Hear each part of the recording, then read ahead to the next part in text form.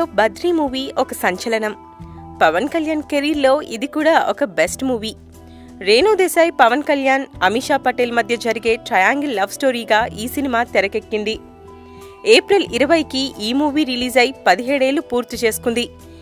ఈ సినిమాతోనే పవన్, రేణు దేశాయ్ మధ్య ప్రేమ చిగురించింది.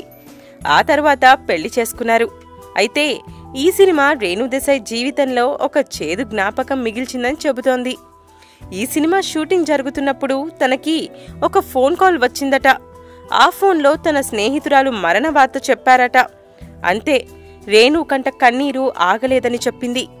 ఆ సమయంలో షూటింగ్ నుండి వెళ్లిపోయే వీలు లేక ఏడుస్తూనే షూటింగ్లో పాల్గొన్నట్లు చెప్పుకొచ్చింది.